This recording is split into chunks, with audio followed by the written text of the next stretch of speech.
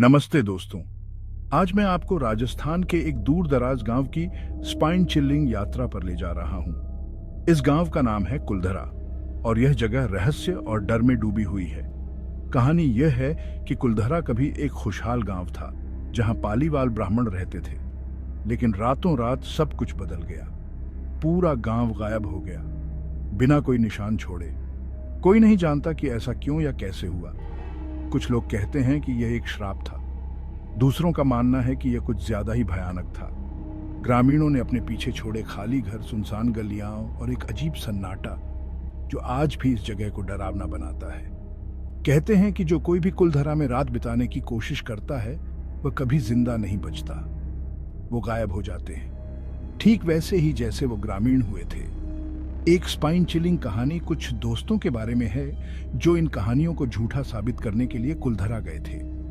उन्होंने अपना डेरा लगाया और जैसे जैसे रात हुई माहौल भारी होने लगा।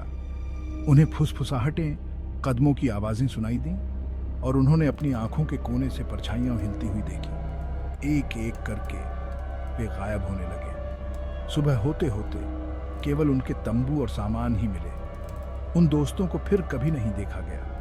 स्थानीय गाइड पर्यटकों को सूर्यास्त के बाद कुलधरा से दूर रहने की चेतावनी देते हैं। वे कुलधरा के रहस्यों की रक्षा के लिए गांव के मुखिया द्वारा दिए गए एक प्राचीन श्राप के बारे में बताते हैं। कहा जाता है कि जो कोई भी रात में गांव में गड़बड़ करता है उसे वहां रहने वाली आत्माओं के क्रोध का सामना करना पड़ेगा।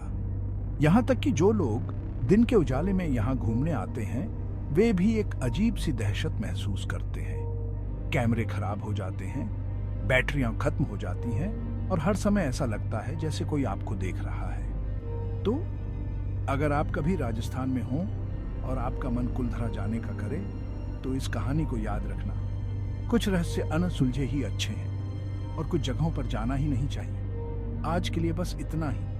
अपना ख्याल रखना और एक आंख खोलकर सोना। अगली बार तक अपनी लाइटें चालू रखना।